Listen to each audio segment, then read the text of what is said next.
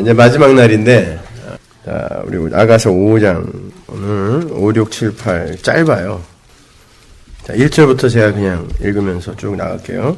나의 누이 나의 신부야, 내가 내 동산에 들어와서 나의 모략과 향재료를 거두고 나의 꿀송이와 꿀을 먹고 내 포도주와 내 젖을 마셨으니 나의 친구들아 먹으라, 나의 사랑하는 사람들아 마시고 많이 마시라. 이게 이제 솔로몬이 하는 얘기거든요.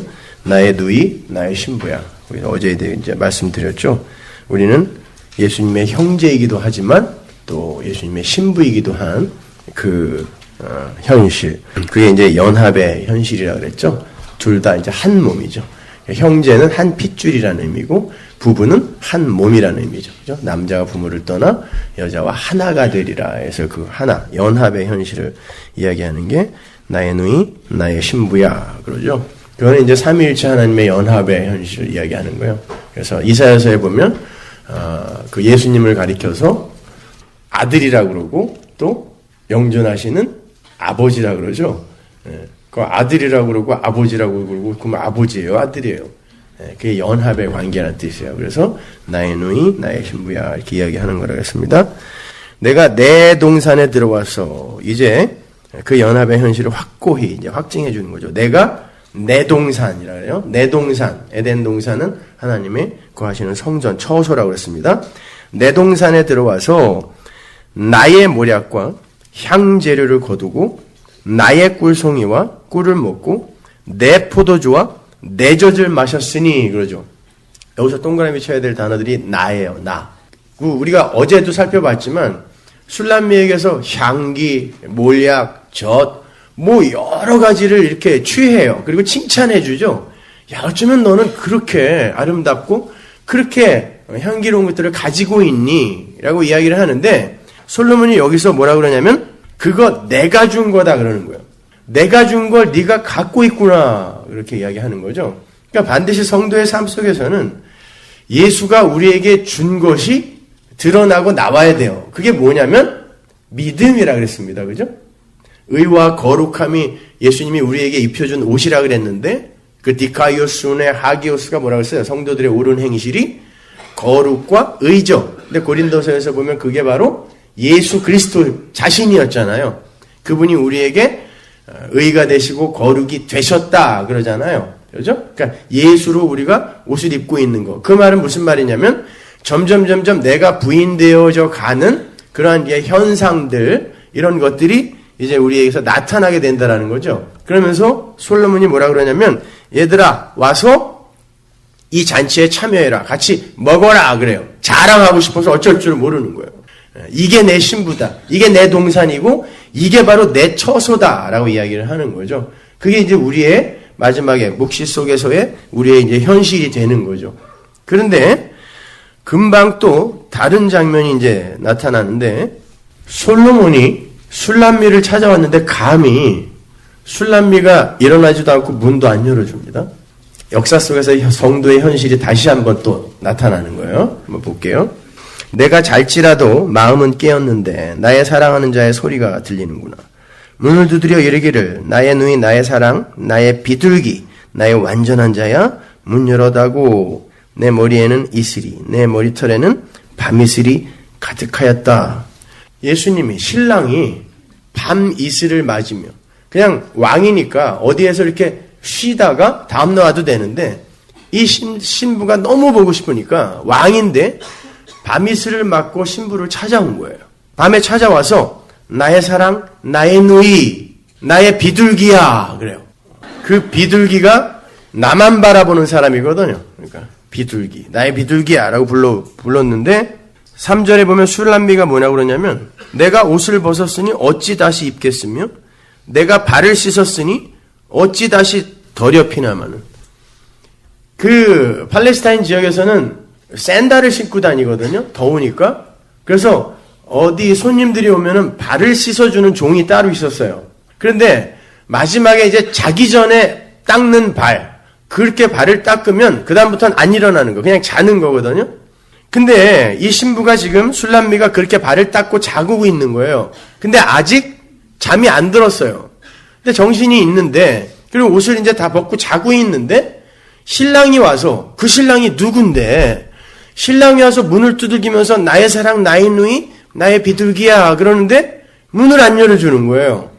왕궁에서 신부가 보고 싶어서 왔는데, 그런데 비밀번호 바꾸고 문 잠그고 자는 거랑 똑같은 거예요. 어떻게 이런 일이 일어나죠, 여러분? 우리가 그러잖아요.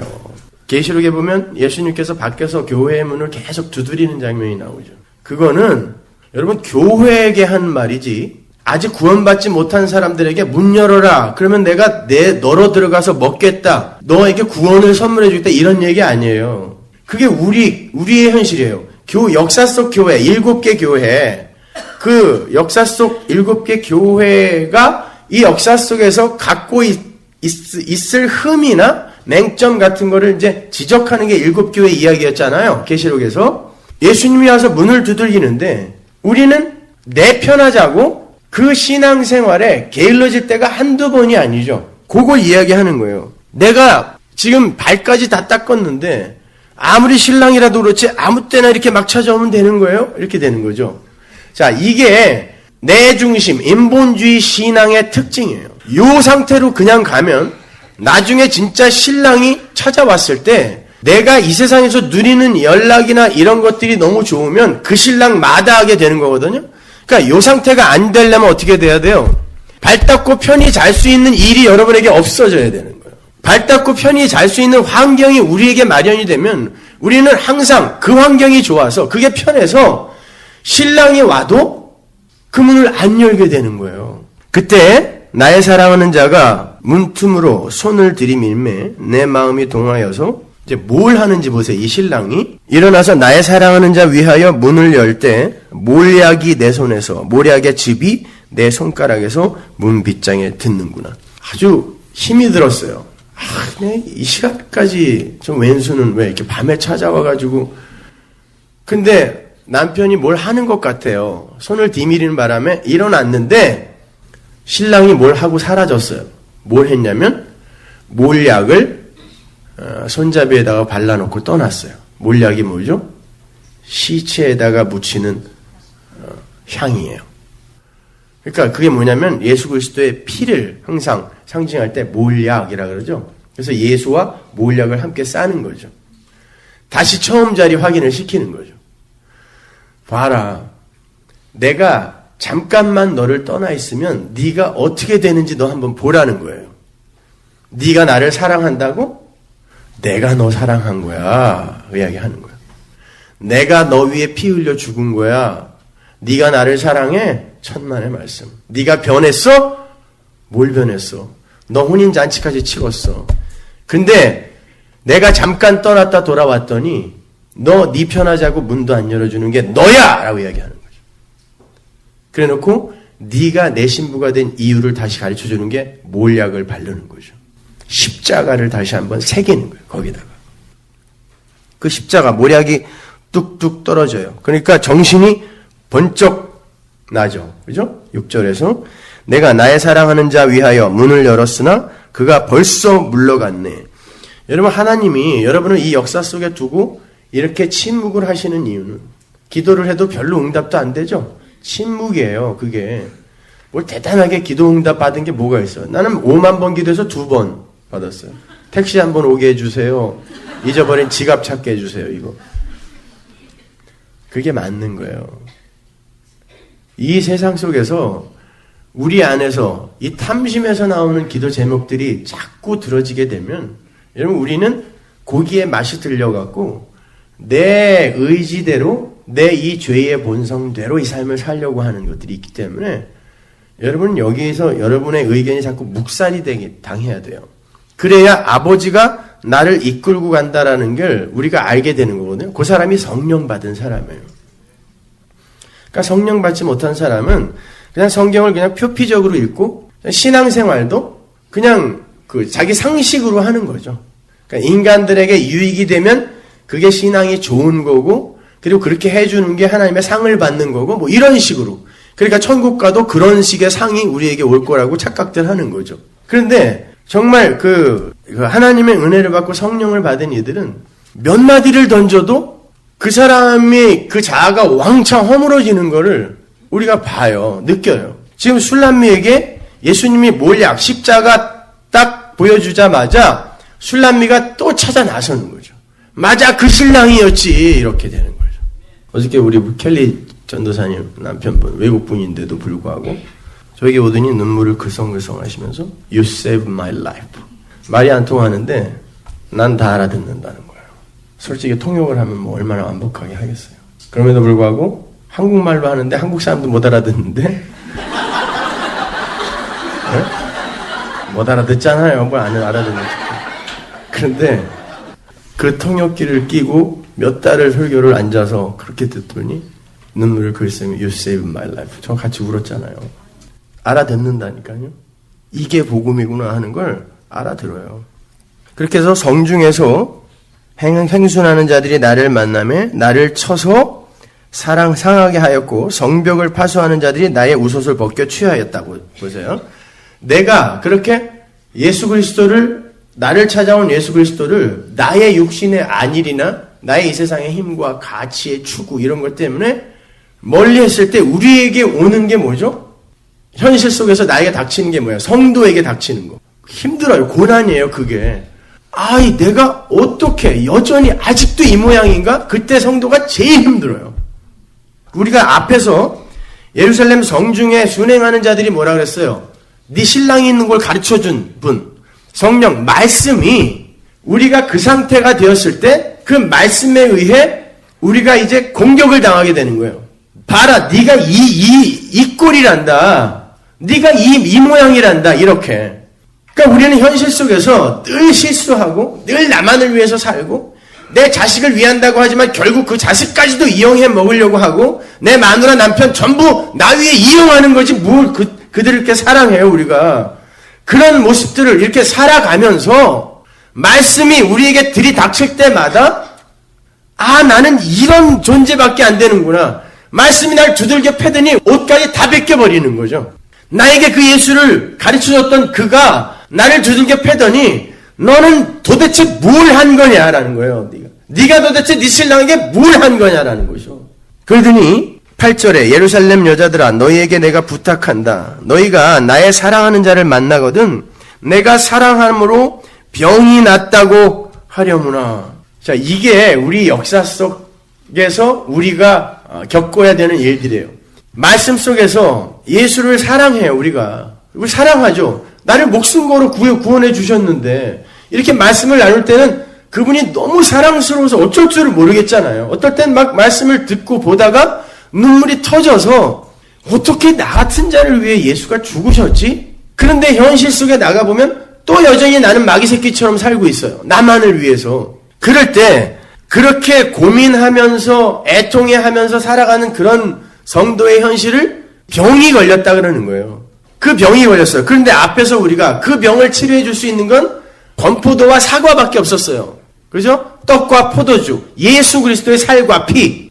예루살렘 여자들에게 그렇게 부탁했어요. 그랬더니 뭐라 그러냐면 비아냥이 이제 나오는데 여자 중 극히 어여쁜 자야. 보세요. 너 그렇게 어여쁜 자라며.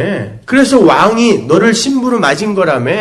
야, 근데 너 지금 뻘거벗고 이러고 돌아다니는데 네 신랑이 너를 왜 보호해주지 않을까? 이런 신랑이 너 왜 좋니? 라고 비아냥거리는 거예요. 보세요. 여자 중 극히 어여쁜 자야. 너의 사랑하는 자가 남의 사랑하는 자보다 나은 게 무엇냐? 너의 사랑하는 자가 남의 사랑하는 자보다 나은 게 무엇이기에 이같이 우리에게 부탁하는가? 도대체 뭐가 낫니?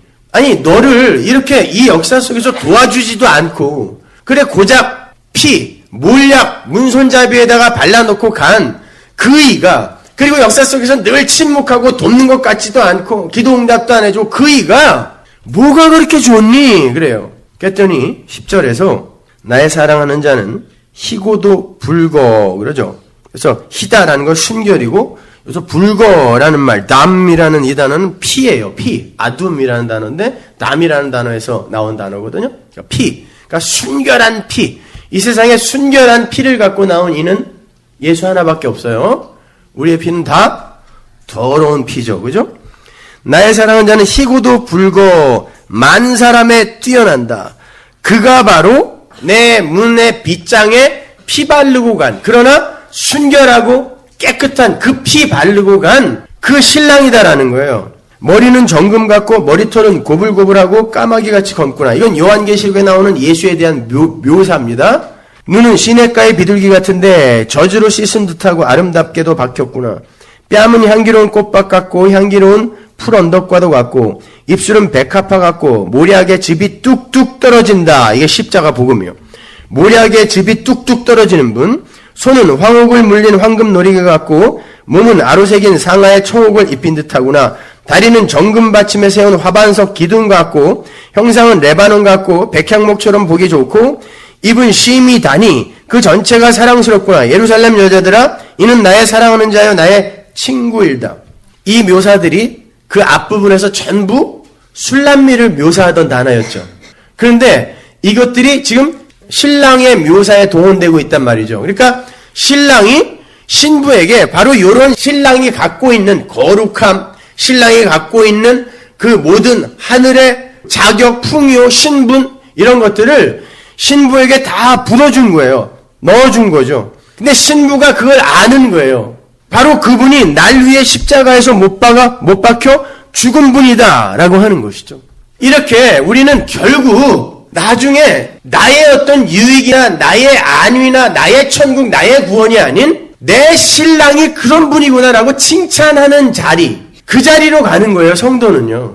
신랑을 칭찬하는 자리, 그분이 그분이었어, 이런 분이었어 라고 신랑을 칭찬하는 자리, 그게 바로 성도의 존재 목적인 거예요. 그러기 위해서는 이 세상에 존재로 태어난 그 인간이 그 순간부터 자기의 존재를 부정당하는 삶을 살게 돼요. 그래서 사도행전에 보면 예수님께서 사도 바울을 구원한 이유를 뭐라 그래요? 9장으로 가보세요. 사도행전 9장 15절. 주께서 가라사대 가라. 이 사람은 내 이름을 이방인과 임금들과 이스라엘 자손들 앞에 전하기 위하여 택한 나의 그릇이라. 그가 내 이름을 위하여 해를 얼마나 받아야 할 것을 내가 그에게 보이리라 하시니. 여기서 해를 받다는 건 살인이라는 뜻이거든요. 정확한 단어가. 왜 사도 바울을 구원했냐면 그 사람만, 이게 그 사람에게만 해당되는 게 아니에요. 모든 백성이에요. 다메섹에서 사도 바울을 건진 다음에 예수님이 뭐라고 그러냐면 내 이름을 위하여 죽임을 당하게 만들기 위해 그를 구원했다라고 하는 말이에요. 사도 바울만 그런 게 아니라 요한계시록에 보면 모든 성도를 순교자라 그러죠. 예수의 이름을 높이기 위해 자기의 존재가 죽는 거예요. 그게 구원의 목적이라니까요. 그러니까 여러분은 예수 믿고 내 일이 왜 이렇게 안 풀리나 그런 걸로 불평하시면 안 돼요. 더더군다나 예수 믿고 나는 왜 이렇게 저 간디나 휴바이처처럼 성자의 삶을 못 살지? 그러셔도 안 돼요. 그렇게 살게 되면 여러분이 죽는 거예요. 그렇게 살지 말라는 게 아니라 그러고 나서 내가 나를 칭찬하는 자리에 올라가게 되면 여러분은 잘못 간 거예요. 오히려 성도는 나는 왜 죽어야 하며 예수 그리스도가 도대체 왜 나를 위해 죽으셨는지, 그리고 그럴 수밖에 없는 그 현실, 하나님이 그렇게 만들어버린 그 현실을 오히려 찬양하고 자랑하는 자가 돼야지. 그래서 어제 제가 말씀드렸잖아요. 창세전 언약이 있고 인간이 있었던 거지, 그 언약을 하나님이 어떤 분인지를 드러내기 위해 인간이 존재하는, 소품으로 존재하는 거지, 인간을 위해 언약이 있었던 게 아니란 말이에요. 인간은 아예 없었어요. 하나님의 마음속에도 없었는데 언약이 있자마자 인간이 생기고 창조가 되는 거란 말입니다. 그러니까 인본주의, 사람이 중심이 되는 교회는 이건 망한 거예요. 교회가 아닌 거예요. 그거는요. 요한계시록으로 가면요, 거기에 있는 모든 백성들이 다 하나님을 찬송하고 있죠. 계시록에 나오는 게 다 찬송이죠. 계시록 4장으로 한번 가보세요. 4장 10절 보세요. 24장로들이 보좌에 앉으신 이 앞에 엎드려, 24장로는 교회입니다. 세세토록 사시는 이에게 경배하고 자기의 면류관을 보좌 앞에 던지며 가로되, 보세요. 세세토록 사시는 이에게 경배하고 그 앞에 완전히 프로스쿠네요, 엎드려 입 맞추는 거예요. 자기의 면류관을 보좌 앞에 던지며 가로되. 솔로몬이 술람미 찾아올 때 어떤 면류관 쓰고 왔죠? 어미가 씌워준 관 쓰고 왔죠? 그게 뭐라 그랬어요? 나는 자격 없는 자인데 어미 때문에 아버지가 어미를 사랑하는 바람에 내가 왕된 거야. 이게 우리가 왕 같은 제사장이 된 바로 그 이야기를 하는 거예요. 내가 지금 너를 사랑하는 게 바로 그 사랑으로 사랑하는 거야. 네가 뭔가 자격이 있어서가 아니라 내가 그냥 불광력적인 은혜와 사랑으로 자격 없는 너를 그냥 사랑해 버린 거야 라고 이야기하는 거죠. 그 면류관. 그러니까 이거는 사실 내 자격 때문에 쓴 게 아니니까 교회가 어떻게 한다? 술람미는 교회니까 네가 이 면류관 쓰고 있다를 가르쳐주기 위해 솔로몬이 그 면류관 쓰고 온 거예요. 어미가 씌워준 면류관. 그러니까 천국에 가면 그 하나님 앞에서 그거 씌워준 하나님 앞에서 어떻게 해야 돼요? 벗죠. 내 거 아니니까 면목 없으니까 하나님 이거 하나님 겁니다 라고 돌려드리는 걸 이게 하나님과의 연합이며 이걸 순종이라고 하는 거예요. 그러니까 그걸 찬양이라고 하는 거고 어떻게 이것을 자격이 없는 나를 하늘의 왕 같은 제사장으로 삼아주십니까? 하나님 아버지 이거 아버지 거예요. 이걸 찬송이라 그래요. 그러기 위해선 이 땅에서 우리가 도대체 어떤 존재인지를 알고 가야 되는데 예수를 믿으면 믿을수록 바리새인이 돼간다니까요. 안 그래요? 예수를 믿으면 믿을수록 이렇게 잘난 인간들이 많아지는지 모르겠어요. 예수를 믿으면 믿을수록 나는 세리요 창기입니다라고 내려가야 되는데 예수를 믿으면 믿을수록 야 너는 왜 아직도 그 모양이냐 이 자리로 간다니까요. 오늘날 기독교에 잘못 가는 점이 바로 이 점이에요. 다른 타종교에서 만들어내려고 하는 그 탕자의 형, 아버지 말 잘 듣고 집도 안 나가고 아버지 시키는 대로 다 한 그 형, 그러나 자기가 한 그 착한 일을 갖고 아버지를 탄핵해버리는 왜 나한테는 잔치 안 벌려줘요라고 하는 그 자를 만들어내려고 하는 거예요. 은혜 앞으로 간 자가 어떻게 하나님 앞에서 자기가 산 걸 갖고 나가서 이거 내가 만들어서 쓴 거니까 이건 건드리지 마세요 할 수 있냐고요. 그거 안 된단 말입니다. 그래서 찬송이라는 건 내 존재의 부인과 부정이 전제되는 거예요. 그래서 이걸 던져드리는 거, 던져드린다는 건 나는 없음입니다예요. 그러니까 아버지가 하나님이 날 채워주세요라는 것이죠. 하늘의 것으로. 그걸 구원이라고 그러고 그걸 연합이라고 하는 거예요. 골로새서 1장 16절로 한번 가볼게요. 15절부터 제가 읽습니다.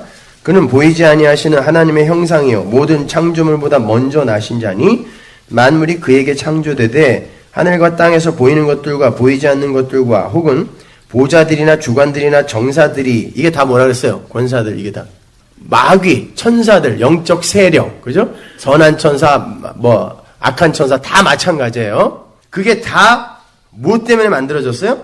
만물이 다 그로 말미암고 그분이 만든 거고 그를 위하여 창조됐고 예수를 위해 창조된 거예요. 언약을 위해서 창조된 거예요. 또한 그가 만물보다 먼저 계시고 만물이 그 안에 함께 섰느니라. 여러분, 여러분의 존재 목적은 여러분의 소원을 이루고 여러분의 가치를 향상시키고 그런 게 존재 목적이 아니라 그냥 아버지가 시키는 대로 이 땅을 살면서 하나님은 흥하고 우리는 없음으로 쇠해야 된다는 것을 증명하는 소품으로 살면 되는 거예요.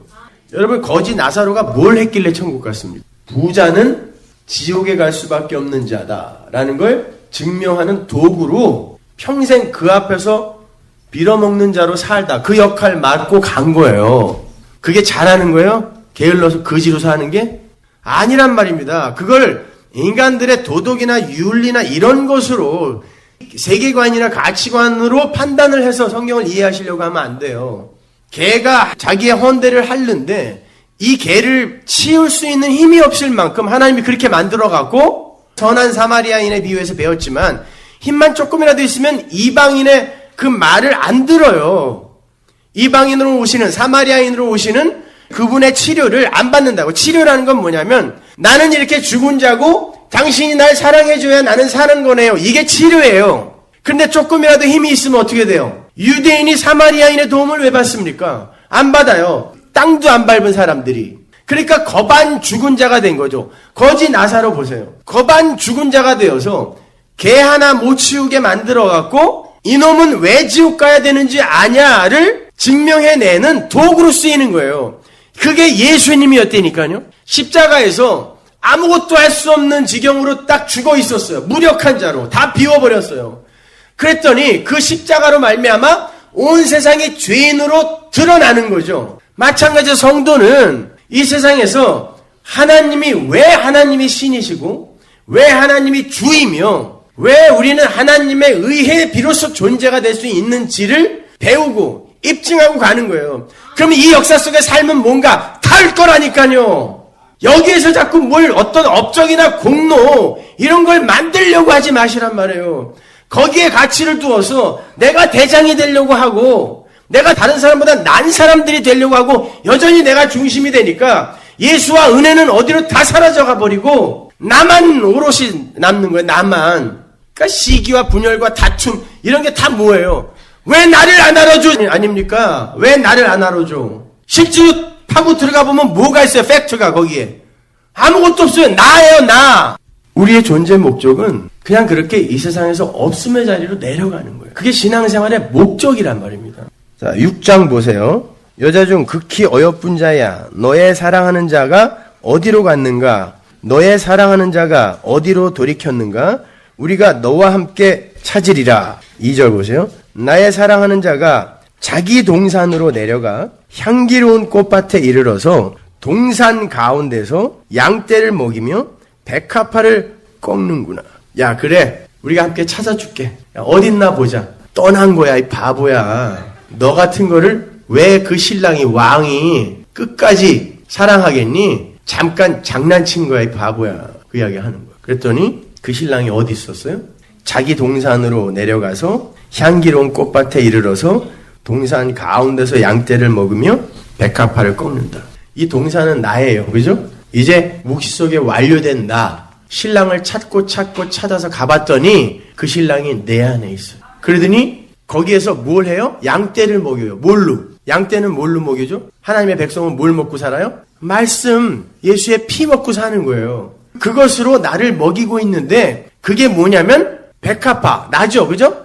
이 흔해 빠진 백합화, 그 솔람미였잖아요. 그 백합화를 꺾는 거예요. 그게 예수님이 사라져서 혼자 남겨둠으로 말미암아 자기가 어떤 존재인지를 알게 하고 그 자기 부인을 하게 만드는 거. 이게 백합화를 꺾는 거란 말이죠. 그러나 그게 바로 양떼를 먹이는 거라는 거예요. 어딨니 그랬더니 네 안에 있었네 이러는 거예요. 여러분, 예수님이 여러분을 구원하시고 여러분을 떠난 것 같은 그런 느낌을 받을 때 많이 슬퍼하세요. 고민하세요. 그러나 거기서 절망으로 가시면 안 되고 내 안에 계셨다. 내 안에 지금 계신 거구나. 그런데 왜 나를 이렇게 취급하시지? 아, 이 백합화. 내가 이뻐요. 이 흔한 꽃임에도 불구하고 내가 최고예요 하고 있는 나를 꺾으시기 위해 하나님께서 잠시 침묵의 시간을 우리에게 두시는 거란 말입니다. 4절 보세요. 내 사랑아, 너의 어여쁨이 디르사 같고 너의 고음이 예루살렘 같고 어미함이 기치를 벌인 군대 같구나. 디르사가 뭐예요? 북이스라엘의 수도죠. 예루살렘은 남유대의 수도예요. 거기는 왕이 거하는 곳이죠. 뭐라 그러는 거예요? 그러니까 내 사랑하는 자야, 너는 그 왕에게 속했고 왕이 너에게 속했어. 왕은 이미 네 안에 들어와 있어. 그러니까 네가 왕이 사는 진짜 성전이야 라고 이야기하는 거죠. 그러니까 북이스라엘의 수도인 디르사, 남유대의 수도인 예루살렘을 끌어다 쓰는 거예요. 솔로몬이. 네가 진짜 왕이 거하는 성전이란다. 네가 진짜 왕이 거하는 처소란다 라고 이렇게 이야기하는 거죠. 나는 너에게 속했고 너는 나에게 속했다. 이건 요한복음 17장의 그 얘기죠. 예수님이 십자가 지시기 전에 대제사장이 기도하시잖아요. 그때 아버지가 내 안에 내가 아버지 안에, 그 그리스도 안에 이렇게 아버지, 아들 그리고 또 우리가 하나로 연합되는 그 하나됨. 그죠? 그때 제가 그림 그려서 한번 설명해 드렸잖아요. 내가 저희 안에, 성도 안에 예수가 들어있는 거죠. 그렇죠? 내가 저희 안에. 그런데 아버지가 내 안에. 그러죠. 그러면은 예수 안에 아버지, 하나님. 아버지가 내 안에, 내가 아버지 안에. 그래요. 그러면 예수 이퀄 하나님. 그런데 나중에 바울서서에 가면 그런즉 그리스도 안에 있으면 피조물이다.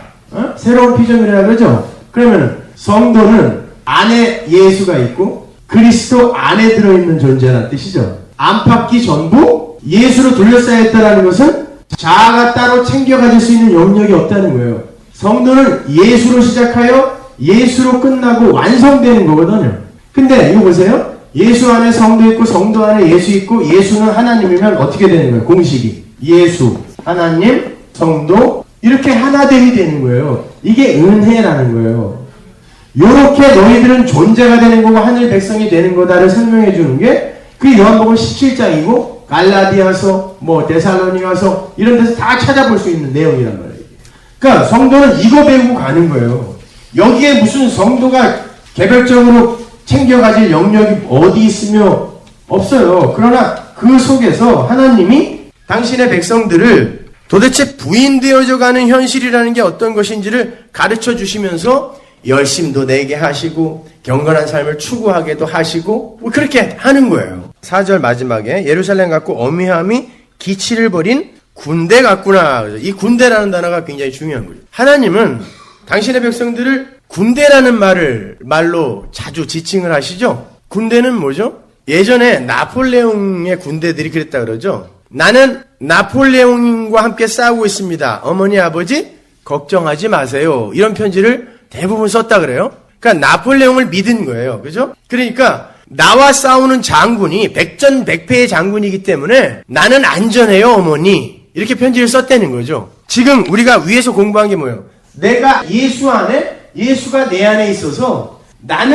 내가 지금 역사 속에서 나를 자각하기에 굉장히 그분이 날 떠난 것 같기도 하고 나 혼자 이 세상에 홀로 남겨진 것 같기도 한데 그런데 알고 보니까 그분이 내 안에서 나를 꺾으며 오히려 나를 하나님의 백성으로 만들고 계셨어요. 나를 먹이고 있었단 말이죠. 그걸 아는 이들이 어떻게 되겠어요? 내 안에 예수가 있고 예수가 내 안에 있기 때문에 내가 디르사고 내가 예루살렘이다. 내가 왕이 거하는 성전이다를 아는 사람들이 뭐가 두렵냐고요 그때. 그게 히브리서에 나오는 세상이 감당치 못할 자예요. 그들을 가리켜 군대라고 하는 거예요. 그래서 갑자기 이 사랑의 이야기에 군대가 나오는 거죠.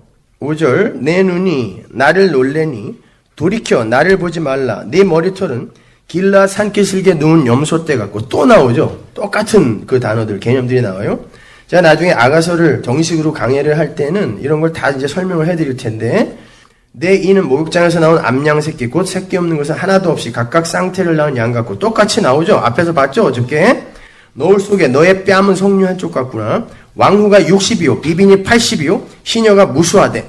솔로몬은 왕후 비빈 합쳐서 1000명 이상이었어요. 그 1000이라는 숫자는 만수라 그랬죠. 딱 1000명이라는 게 아니라 사람들이 상상할 수 없을 만큼 많았다는 뜻이에요. 정략 결혼을 많이 한 거죠. 그죠? 그런데 여기는 140명밖에 안 되죠 아직. 그러니까 솔로몬이 왕 된 지 얼마 되지 않아서 쓴 책이에요 이것이요. 그런데 그 많은 신부 중에 나의 비둘기 나의 완전한 자는 하나다 그래요. 근데 우리가 봤지만 술람미가 뭐가 완전해요. 제일 비리비리한 사람이지. 계달의 장막 같고 노예였고 쭈글쭈글한 흑인이었단 말이에요. 그런데 너만 완전하다 그래요. 왜? 우리 조금 아까 봤잖아요. 내 걸 그대로 갖고 있는 게 너밖에 없으니까라는 거예요. 내 피를 입고 있는 건 너밖에 없기 때문에 너만 완전하다라고 하는 거죠. 그는 그 어미의 외딸이요 그 낳은 자의 귀중히 여기는 자로구나. 여자들이 그를 보고 복된 자라 하고 왕후와 비빈들도 그를 칭찬하는구나. 어미의 외딸이다. 갈라디아서 4장으로 가보세요. 4장 21절 내게 말하라. 율법 아래 있고자 하는 자들아 율법을 듣지 못하였느냐? 기록된 바 아브라함이 두 아들이 있으니 하나는 계집종에게서 하나는 자유하는 여자에게서 낳다 하였으나 계집종에게서는 육체를 따라 낳고 자유하는 여자에게서는 약속으로 말미암았느냐. 여기서 육체는 율법이고 자유하는 여자는 은혜입니다. 그러니까 그게 사라죠. 그죠? 아무것도 할 수 없는 경수가 끊긴 지가 벌써 나이가 90인데 그런데 거기에서 생명이 생겼으니까 은혜란 말. 그게 자유예요. 24절 이것은 비유니 이 여자들은 두 언약이라 하나는 신의 산으로부터 종을 낳은 자니 곧 하가라. 이게 옛 언약이죠. 율법. 25절 이 하가는 아라비아에 있는 신의 산으로 지금 있는 예루살렘과 같은 데니 저가 그 자녀들로 더불어 종노릇하였고 오직 위에 있는 예루살렘은 자유자니 곧 우리의 어머니라. 27절 기록된 바 잉태치 못한 자여 즐거워하라 구르치 못한 자여 소리질러 외쳐라. 이는 홀로 사는 자의 자녀가 남편 있는 자의 자녀보다 많음이라 하였으니 이것은 혼자 사는 여자에게서 자녀가 많이 나올 것이다 이런 말이 아니라 나는 혼자 사는 여자 그러니까 도저히 생산이 불가능한 여자네요 라는 그 자리에 있는 자에게서만 생산이 된다는 뜻이에요. 자기 부인의 상태에서 생명이 잉태된다는 뜻이에요. 그가 예수를 낳는 거예요. 그것이. 그럼 여기 보시면 어머니가 두 여자가 나오는데 한 여자는 어머니라고도 안 그러고 그냥 신의 산, 율법이라고 그러죠. 율법이에요. 이건 종이에요. 종. 그런데 한 사람은 어머니라고 그래요. 하늘의 어머니. 하늘의 예루살렘, 새 예루살렘이라고 그러고 이건 은혜라고 그러고 여긴 자유예요. 근데 이 율법에 속해 있는 종들은 절대 이 하늘의 어머니 은혜에 의해 자유자로 출생이 안 돼요. 하나님이 선택한 백성 교회, 예수를 머리로 한 그 한 몸 교회만 이 어머니에게서 나올 수 있죠. 그를 뭐라고 하냐면 외딸이라고 그래요. 이게 신부이기 때문에. 지금 솔로몬이 하는 이야기가 그 이야기인 거예요. 다시 아가서로 가보세요. 그 수많은 왕후와 비빈들이 있는데 딱 한 사람만 내 아내라는 거예요. 걔 누구냐면 교회예요. 슐람미. 그냥 솔로몬의 사랑을 거저 받은 자. 그 여자만 내 딸이라는 거예요. 나머지 예루살렘 여인들은 다 뭐죠? 자격이 있어요. 황후와 비빈들은 전부 정략 결혼한 사람들이기 때문에 거래 관계로 결혼을 한 거거든요. 정략 결혼을 하는데 아무것도 바라는 것 없이 정략 결혼을 왜 합니까? 그건 정략 결혼 아니죠. 그러니까 그 사람들은 얼마든지 솔로몬에게 반대급부로 뭘 줄 수 있는 사람들이죠. 술람미는 개뿔이는 아무것도 줄 수 있는 게 없어요. 계단의 장막 같은 노예가 뭘 줘요? 그러니까 지금까지 살펴본 것처럼 솔로몬이 다 준 거예요. 내 목걸이, 내 젖, 내 향기 다 내 거라는 거예요. 그리고 앞에서는 계속 자기가 준 거 보고 이뻐하는 거예요. 엄마가 애기 자기가 좋아하는 옷 사서 입히고 애기 좋아하는 거 애기야 2살짜리 보고 너 골라라. 네가 입고 싶은 거 골라. 그런 엄마 있어요? 뭘 골라요 애기가 거기 가서. 엄마가 봐서 이쁜 거 사서 애기에게 입히고 나서 그거 보고 엄마가 좋아하는 거예요. 아 이쁘다. 이게 하나님인 거예요. 하나님은 자기가 좋아하는 거 입혀놓고 참 이쁘다 그러는 거예요. 근데 우리는 그분이 뭘 좋아하는지를 너무 모르고 엉뚱한 걸 자꾸 갖다가 주려고 하는 거예요. 김치찌개를 좋아하는 아버지한테 군만두 갖다 주는 거와 마찬가지예요. 그게 행위며 율법이라니까요. 아버지는 그거 원치 않아요. 원래 죽은 자였고 내가 호흡 불어서 살렸는데 네가 뭘 만들어서 나에게 준다 그래. 너는 나를 찬양하고 나를 드러내고 높이는데 도구로 사용되는 거야. 그런데 왜 군만두 맨날 갖고 와? 이거예요. 이게 오늘날 기독교, 건전한 기독교 신앙이라는 거 아닙니까? 그 많은 황후와 비빈들이 솔로몬에게 뭔가 해줄 게 있었는데 솔로몬은 눈 하나 깜짝 안 해요. 그건 내 신부 아니야. 내 신부는 내가 사랑해주는 걸 그대로 받는 자가 내 신부야. 이야기하는 거예요.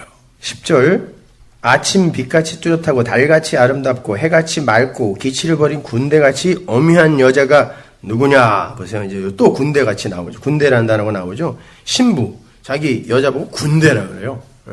어떤 의미인지 잘 아시겠죠? 신랑만 의지하여 아무것도 두려워하지 않는 자. 세상에 감당치 못한 그런 자.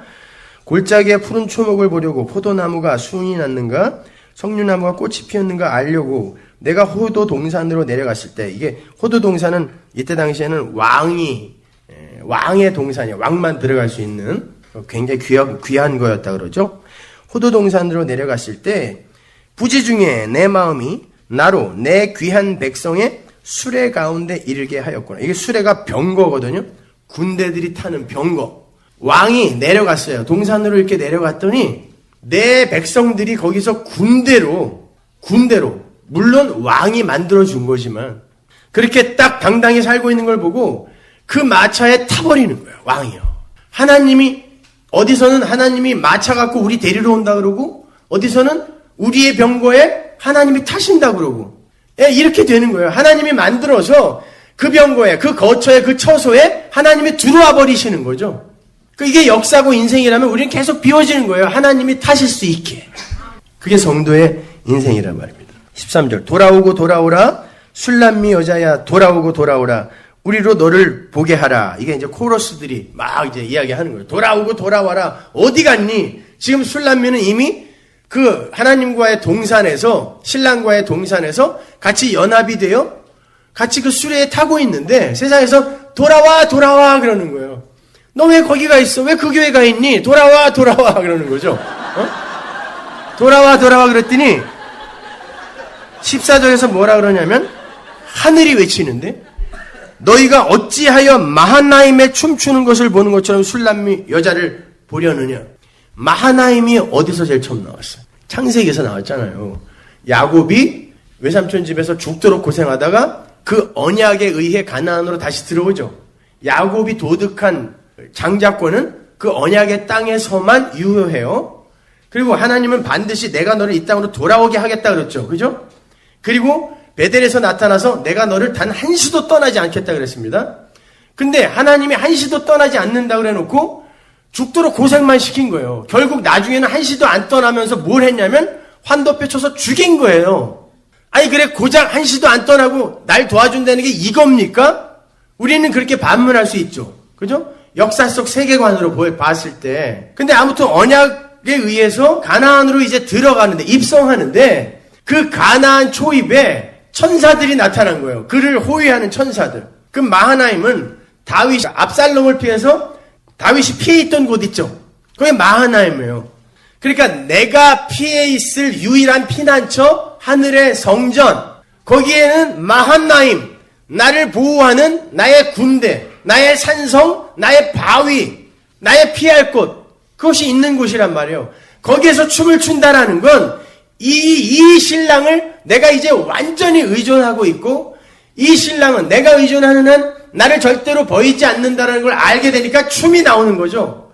술람미가 이미 솔로몬과 함께 그렇게 연합이 되어서 마하나임의 춤을 추고 있어요. 야 나는 이제 언약 속에서 완료됐다는 거예요. 우리 앞에서 봤죠. 베델의 산이 언약의 산이라고 그랬죠. 그죠? 그 언약에 의해 나는 이제 신부가 된 거야 라고 춤을 추고 있는데 세상은 야 돌아와서 우리 착한 일 많이 해야지, 발전해야지, 성숙해야지 이러고 앉아있는 거죠. 나는 벌써 그걸 누리고 있어요. 자유를 누리고 있는데 야 돌아와 예루살렘 여자들이, 그 율법주의자들이 그러는 거야. 돌아와. 그랬더니 하늘에서 무슨 소리가 나와요? 야 지금 걔는 마하나임의 춤을 추고 있어. 니들이 그거 보려고 그래? 니들은 못 봐. 알았지? 니들이 보려고 그래? 니들은 못 봐. 왜냐면 니들은 열심히 너희들을 개발하고 성숙해야 되기 때문에 난 그거 열심히 해갖고 와. 죽여줄게. 이거죠. 여러분은 수고하고 무거운 짐을 예수의 십자가에서 내려놓으신 분이에요. 근데 여전히 율법에 묶여있으면 여러분은 이 마하나임의 춤을 몰라요. 이게 방종이라고요? 천만의 말씀입니다. 어떻게 이게 방종입니까? 그 은혜의 설교를 수년간 듣고 우리 저 현영 선교사님은 아프간에서 여전히 살이 몇십 킬로가 빠졌는데 근데도 행복해갖고 사람들이 안 도와줘도 또 들어갈게요. 그렇지만 그들에게 그 은혜의 설교를 하면서 거기에서 살아요. 죽은 자처럼.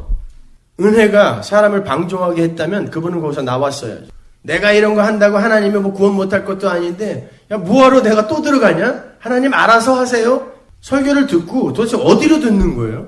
하나님의 은혜를 설교하면 그럼 이제 막 살아도 되겠는 대로 간다고요? 그럼 저분들은 설교를 어떻게 들으신 겁니까? 천만의 말씀입니다. 여러분 목사에게서 적용, 어플리케이션을 들으시려고 하시면 안 돼요. 그건 하나님이 여러분 안에서 끌어내시는 거고 설교되는, 선포되어지는 설교는 하나님의 십자가와 피 이외에 다른 게 이야기되어지면 안 돼요. 왜 우리 목사는 우리에게 적용에 대한 부분을 안 가르쳐주나? 그건 하나님이 여러분 안에 그 복음으로 들어가셔서 하실 일이란 말입니다. 왜 그걸 저한테까지 들으시려고 그래요? 하기 싫으니까 그런 거죠. 뭐가 아닙니까? 하기 싫으니까 그런 거.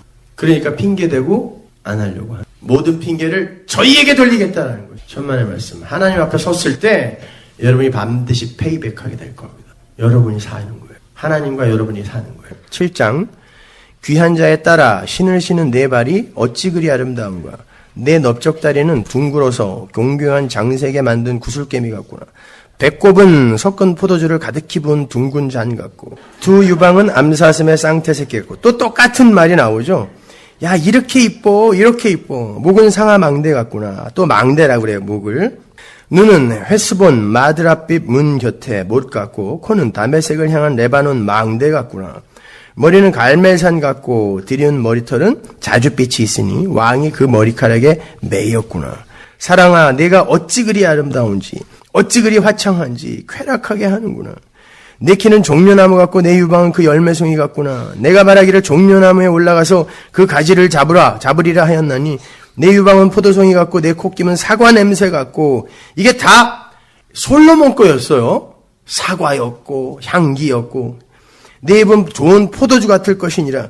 이 포도주보다 나은 게 솔로몬의 입맞춤이었잖아요. 그런데 그걸 술람미에게서 지금 다 읽어내고 있어요. 솔로몬이. 이 포도주는 나의 사랑하는 자를 위하여 미끄럽게 흘러내려서 자는 자의 입으로 움직이게 하느니라. 10절. 나는 나의 사랑하는 자에게 속하였구나. 그가 나를 사모하는구나. 또 나오죠. 하나됨. 그 하나됨에 의해, 은혜에 의해 나는 하나님 백성 된 겁니다. 라고 또 반복해야 나오는 거죠. 그러니까 아가서 안에 요한복음이 있는 거예요. 나의 사랑하는 자야, 우리가 함께 들로 가서 동네에 유숙하자.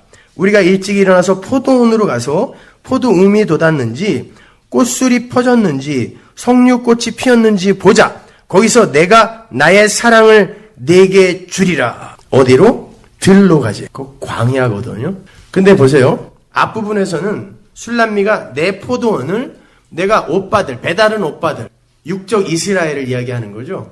그 오빠들의 포도원을 가꾸느라, 거기에서 율법 아래서 허덕이느라 내 포도원을 못 가꾸었는데 여기에 지금 자기 포도원이 나와요. 자기 포도원이 나오는데 솔로몬이 나중에 보면 우리 포도원이라 그래요. 우리 포도원. 그 포도원에서 내가 너에게 나의 사랑을 주겠다 그래요. 호세아서 2장으로 가보세요. 14절 보세요. 2장 14절. 그러므로 내가 저를 계유하여 거친 들로 데리고 가서 말로 위로하고 거기서 비로소 저의 포도원을 저에게 주고 아골 골짜기로 소망의 문을 삼아주리니 저가 거기서 응대하기를 어렸을 때와 애굽 땅에서 올라오던 날과 같이 하리라. 보세요. 요 내용이 조금 있다가 아가서에서 또 그대로 나오거든요. 야, 저기서 올라오는 자 저가 누구냐 이러는데 이게 호세아서에 또 나오는데 여러분 아골 골짜기가 뭐예요? 아골 골짜기. 이스라엘에 이방신 몰렉이라는 우상이 있었는데 여기에다가는 아기를 갖다 바치는 거예요. 인간들의 자기 몸사랑, 그 몸사랑의 추악함이 여기 나옵니다. 아기까지 갖다가 죽여서라도 내가 나로 끌어당기고 있는 울타리를 부유하게 하겠다, 유익하게 하겠다가 인간들의 탐심이라는 거예요. 실제로 얼마 전까지만 해도 인도에서는 그랬다고 해요. 한 마을의 이 평안을 위해서는 그 마을에서 가장 튼실한 아이를 하나 겐지스 강에다 갖다가 빠뜨려 죽여서 그 아이가 막 헤엄쳐 나오려고 그러면 엄마가 작대기로 계속 물로 밀어 넣었대요. 왜? 가족과 마을의 평안을 위해서. 인간들이 이래요. 자기를 위해서 잠깐의 고통 감수하겠다는 거죠. 인간들은 그래서 순교까지 합니다. 인간들의 자기 사랑이죠. 그러니까 아기를 바치는 이런 우상이 있었는데 나중에 요아스가 이게 다 없애버려요.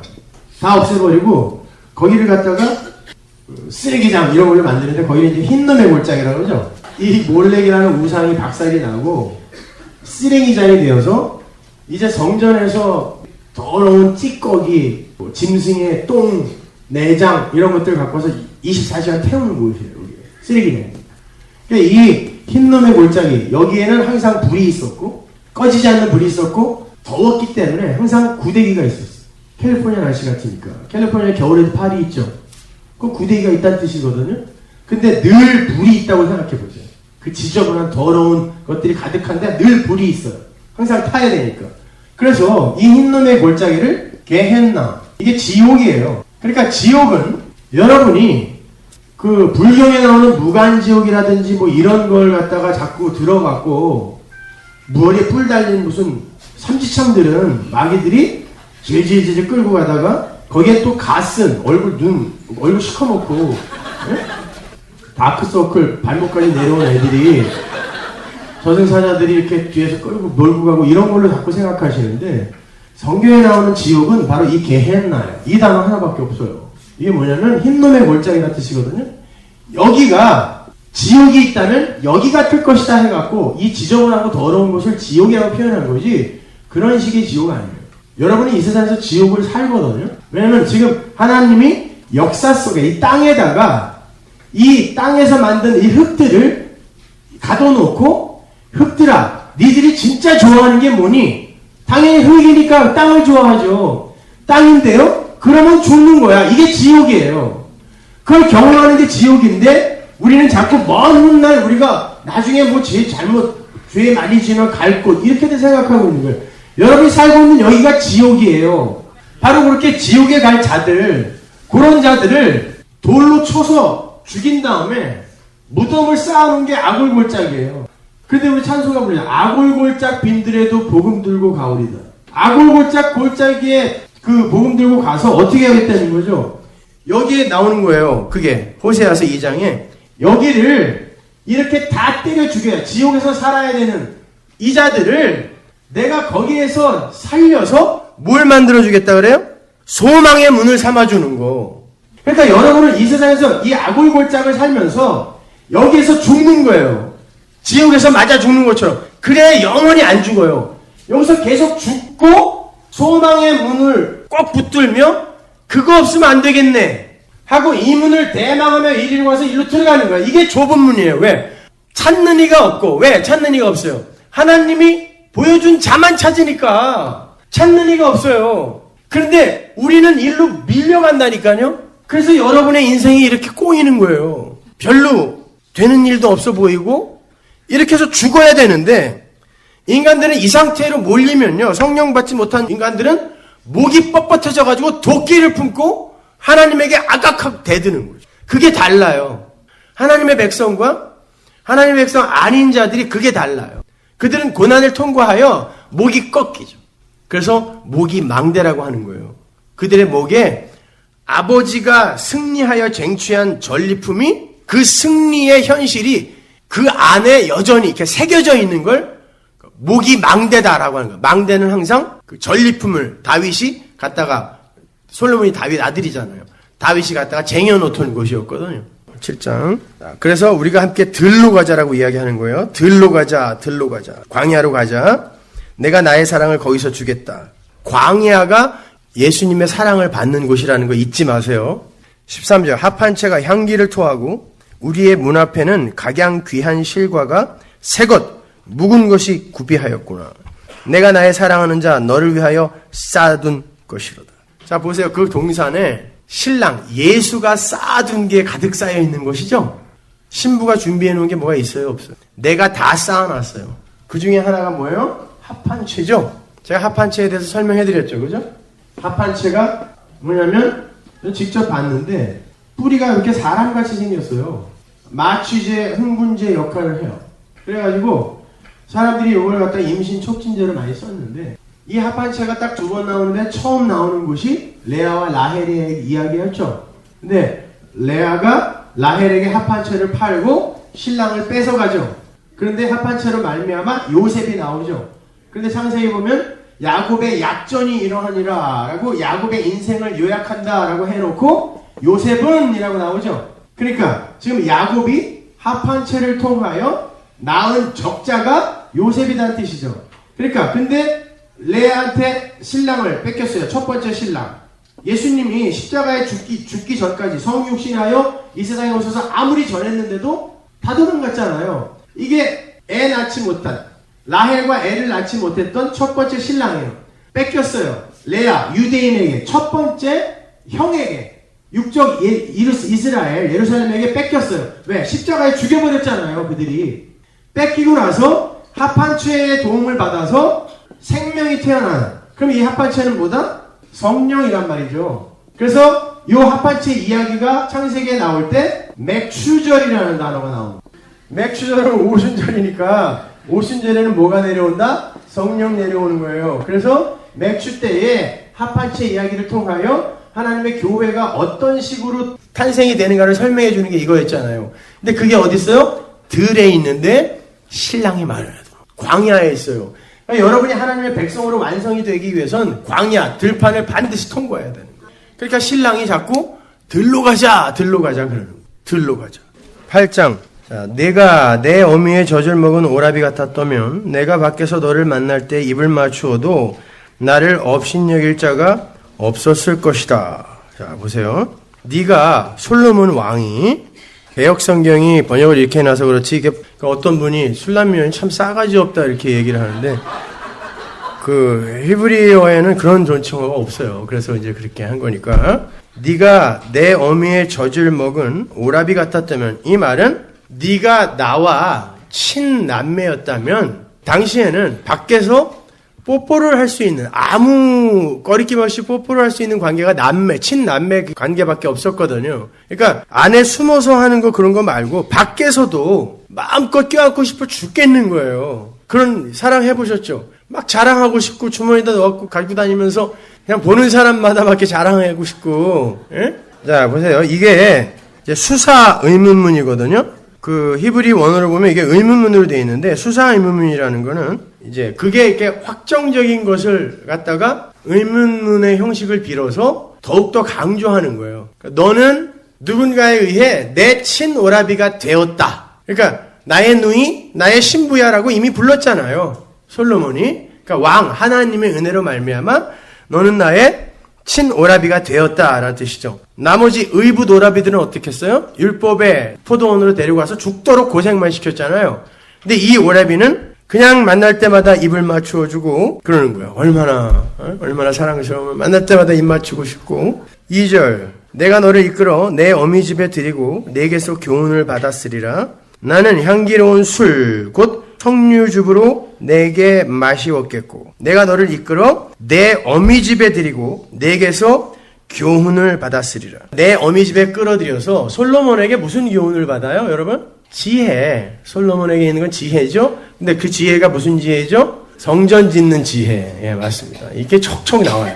성전 짓는 지혜. 그걸 교훈으로 받았다라는 것이죠. 너는 왼손으로 내 머리에 베게 하고 오른손으로 나를 안았었으리라. 예루살렘 여자들아, 내가 너희에게 부탁한다. 나의 사랑하는 자가 원하기 전에는 흔들지 말며 깨우지 말지니라. 또 그러죠. 나의 사랑하는 자, 그와 지금 내가 잠자리하고 있는 거 깨우지 말아라. 이게 우리의 소망이죠. 그죠? 깨지 않았으면 좋겠죠. 그리고 여기서 또 세상으로 나가서 또 그 삶을 살아야 된다라는 게 참 불편하고 버겁죠. 그죠? 그런데 여러분, 곧 옵니다. 곧 와요. 우리 영원히 헤어지지 않고 이렇게 모여서 늘 즐겁고 행복하고 기쁜 우리의 신랑과 함께 그렇게 살 그날이 곧 와요. 흔들지 말며 깨우지 말지니라. 그러나 우린 나가면 또 금방 깰 겁니다. 5절, 그 사랑하는 자를 의지하고 거친 들에서 올라오는 여자가 누구인고. 보세요. 거친 들로 가자 그랬죠, 솔로몬이. 근데 그 거친 들에서 이제 올라와요, 여자가. 이제 또다시 묵시에, 종말에 그 현실로 들어가는 거예요. 올라오는데, 거친 들에서 올라오는 여자, 술람이죠. 우리예요. 근데 누구를 의지해서? 사랑하는 여자를 의지해서. 여러분의 행위 의지해서가 아니에요. 사랑하는 그 남자 의지해서 바로 그 거친 들에서 올라오는 자가 누구냐. 요한계시록에 보면 그들은 다 환란에서 나오는 자들인데, 그러죠. 그런데 그들이 어린 양의 신부처럼 단장한 것이 그렇더라. 근데 뭘 입었다? 흰 세마포를 입었더라. 그 이야기 하는 것이죠. 사랑하는 자를 의지하고 올라오는 그 자. 내 어미가 신고한 너를 낳은 자가 애쓴 그곳 사과나무 아래서 내가 너를 깨웠노라. 이게 이제 부활의 현실이에요. 네 어미가, 우리의 어미는, 사실 우리 어미는 아까 우리가 데살로니가서에서 봤지만 언약이죠. 하늘의 언약. 근데 그 언약의 핵심이 누구냐면 예수죠. 그러니까 우리의 어미는 예수예요. 그죠? 그 예수가 우리를 신고하여 낳은 그곳이, 신고라는 건 아기 낳을 때 막 고통스러워하는 거 있죠. 그죠? 구로라고 그랬다. 이사야서에서는 구로치 못한 자 할 때 구로. 이게 신고예요. 똑같은 단어인데, 너를 낳은 자가 애쓴 그곳 사과나무 아래서 내가 너를 깨웠다. 사과나무는 뭐라 그랬어요? 앞에서 우리가 생명나무라 그랬죠. 병든 그 자를 살려낼 수 있는, 소송하게 할 수 있는 그거였잖아. 그의 목마름을 해결할 수 있는 거 사과나무. 그를 살려낸 사과나무, 생명나무 아래서 내가 너를 깨웠다는 거예요. 뭘 근거로? 그 예수의 피를 근거로. 그 생명나무에서, 사과나무에서 흐르는 즙은 예수의 피란 말이에요. 생수. 거기 그걸 근거로 내가 너를 깨웠다. 이제 부활하는 거예요. 근데 그 자가 어디서 올라오냐면 저 거친 들에서 사랑하는 자, 그분의 피만 의지해서 올라오더라. 예요, 그게. 이제 복음으로 확 흘러버려요. 여기서부터. 너는 나를 인같이 마음에 품고, 이거는 도장 찍을 때 인주 이야기하는 거예요. 인같이 마음에 품고 도장같이 팔에 두라. 사랑은 죽음같이 강하고 투기는 음부같이 장혹하며 불같이 일어나니 그 기세가 여호와의 불과 같으니라. 이게 아가서의 요절이에요. 이 구절을 정확히 번역하면 이런 거예요. 여기서 사랑과 투기가 지금 대척점에 있는 개념이 아니라 사랑과 사랑을 투기, 이건 열정이란 단어거든요. 이걸 사용해서 사랑을 더 강조하는 거예요. 정확히 직역을 하면 사랑의 시샘은 저승처럼 강하고 잔인한 것이다 라는 거예요. 그만큼 네 신랑이 너 사랑한다는 뜻이에요. 사랑의 시샘은 그게 투기라고 번역이 됐는데 저승처럼 죽음처럼 강하고 그거보다 강하고 잔인한 것이다 라는 거예요. 그렇기 때문에 너는 그 사랑에서 절대 못 도망간다는 거예요. 왜? 그가 노루임의 어린 사슴이거든요. 강력한 하늘의 권능을 갖고 있는, 권세를 갖고 있는 신랑이거든요. 이거예요. 그래서 사랑은 죽음보다 강하다라고 하는 게 드라마에서 나오는 이야기가 아니라 여기서 나온 거예요. 그 사랑이 사망을 이겨내더라는 거예요. 마찬가지예요. 너희들은 긍휼로 말미암아 긍휼을 베풀어야 산다가 아니라 긍휼이 바로 너희들을 사망에서 살린 것이다가 야고보서에서 그 긍휼 이야기란 말입니다. 그러니까 하나님의 사랑과 은혜와 그 긍휼이 없으면 우리는 말짱 꽝이에요. 지금이라도 그냥 지옥 가야 돼요. 왜냐면 흙이니까. 하나님의 생기가 빠져나가면 흙이잖아요. 그게 창세기의 논리 아닙니까? 그럼 흙은 땅으로 가야 되는데 그게 지옥이라니까요. 지옥이 왜 땅 지자가 들어가겠어요? 이 사람은 많은 물이 꺼치지 못하겠고 홍수라도 엄몰하지 못하나니 사람이 그 온 가산을 다 주고 사랑과 바꾸려 할지라도 오히려 멸시를 받으리라. 그 무엇으로도 살 수 없는 거예요. 여러분의 어떤 자격, 공로, 업적 그 어떤 것으로도 못 산다는 거예요. 그 사랑은. 왜냐하면 그 상대방이 나에게 거저 주는 거기 때문에. 근데 왜 누구는 사랑하고 누구는 사랑하지 않아요? 그게 인본주의적 질문이죠. 네가 뭔데? 넌 죽은 흙인데 네가 왜 토기장이에게 그런 걸 물어봐? 이게 로마서의 논리 아닙니까? 그죠? 그건 우리가 거기다 갖다 자기가 누군지를 알면 자기의 처음 자리가 뭔지를 알면 감히 그 질문 못하는 거예요. 우리에게 있는 작은 누이는 아직도 유방이 없구나. 그가 청혼함을 받는 날에는 우리가 그를 위하여 무엇을 할까? 이게 지금 배달은 오빠들이 하는 말인데 우리의 작은 누이, 그러니까 아직 어리고 유방도 없고 저걸 어디다가 써먹어? 저걸 누가 데리고 갈까? 그럼에도 불구하고 저가 결혼을 한다면 우리가 뭘 도와줘야 되지? 또다시 술람매 이야기가 나오는 거죠. 가슴도 없고 키도 작고 시커멓고 쭈글쭈글한 저리를 누가 데려가겠냐는 거예요. 그랬더니 그가 성벽일진데 그가 문일진데 우리는 백향목 판자로 두르리라. 10절 나는 성벽이요 나의 유방은 망대 같으니 그러므로 나는 그의 보기에 화평을 얻은 자 같구나. 오빠들이 보기엔 가슴도 없고 어리고 도저히 신부답지 않은 어떤 신랑이 저를 데리고 가? 라고 이렇게 평가를 하는 나는 그런 사람 맞지만 내 신랑이 어떻게 판단을 해주냐면 나는 성벽이요 나의 유방은 망대 같으니 그러므로 나는 그의 보기에요. 니들이 어떻게 보는 건 상관없어. 그가 나를 보시기에 제발 이해하세요. 그가 나를 보시기에 나는 화평케 한 자, 화평을 얻은 자다. 이게 화평케 하시는 예수에 의해 화평을 얻은 자, 산상수훈이 여기 또 나오잖아요. 야, 그분이 나를 화평케 하신 거야. 내 측에서 그 화평에 기여할 바가 요만큼도 없어. 그러니까 니들이 걱정 안 해도 돼. 가슴 없다고? 없으면 어때? 내 신랑이 좋다는데. 그 이야기 하는 거예요. 솔로몬이 바알하본에 포도원이 있어 지키는 자들에게 맡겨두고 그들로 각기 그 실과를 인하여서 은 1천을 받기게 하였구나. 솔로몬 너는 1천을 얻겠고 실과 지키는 자도 200을 얻으려니와 내게 속한 내 포도원은 내 앞에 있구나. 보세요. 이거는 솔로몬은 엄청난 거부였다는 뜻이에요. 이게 은 1천 그 실과를 지키는 자 소장농들도 은 200을 얻을 정도면 어마어마한 재산이란 뜻이에요. 솔로몬 너는 그렇게 풍요하고 부자고 힘 있는 자인데 그 포도원을 아무것도 아닌 걸로 여기고 내 포도원만 바라보고 있다는 뜻이에요. 내게 속한 내 포도원이 내 앞에 있는 거예요. 오빠들이 아무리 율법주의가 아무리 근사하게 갖고 오는 그런 포도원 거기서는 은 1천이 나고 은 200이 소장농에게 가는 그런 어마어마한 포도원인데 그가 사랑하는 내 앞에 있는 내 포도원 그 내 포도원만 내 신랑이 관심을 두고 있다는 거예요. 그 어떤 것보다도 가치 있게 여겨주는 거예요. 포도원. 근데 선지서에서 뭐라 그래요? 그 포도원이 누구? 이스라엘이라 그러죠. 영적 이스라엘 교회를 이야기하는 거예요. 나 하늘에 있는 그 어떤 것보다도 나를 가장 귀하고 소중하게 여겨준다는 뜻. 여전히 가슴도 없고 이렇게 미숙한 것 같고 사람들이 보기에는 이 세상의 가치관과 세계관 역사관으로는 보잘것없는 난데 내 신랑이 나 사랑해 준다는데 어떡하니? 복음 이야기하는 거예요. 13절 너 동산에 거한 자야 이제 완료의 지점. 요한계시록에 나오는 거예요. 너 동산에 거한 자야 완료된 에덴 동산.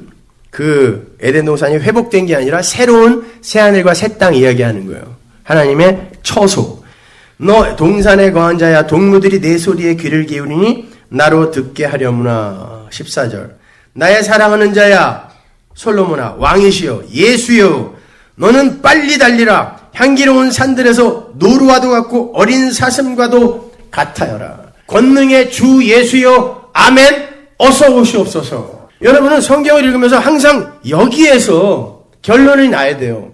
어떤 설교를 들어도 여러분은 예수와 그 십자가 피로 결론이 나지 않고 이 세상에서 고지를 점령하여 훌륭한 사람이 되어 하나님의 일을 합시다 사람입니다. 그 설교가 여러분을 굉장히 우리를 고무시켜주고 우리의 신앙을 독려해주는 설교로 여러분은 알고 계시겠지만 그 설교가 잘못된 거예요. 모든 하나님의 말씀은 예수로 끝이 나야 그 예수로 말미암아 아멘 주 예수여 어서 옵시옵소서로 가야 되는 거지.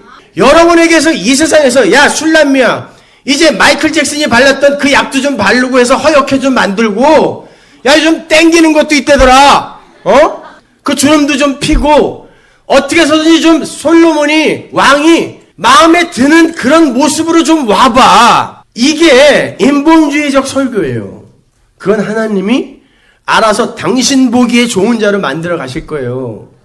하나님이 보시기에 좋은 자는 그분이 준 옷 입은 사람이라니까요. 그게 피예요. 십자가.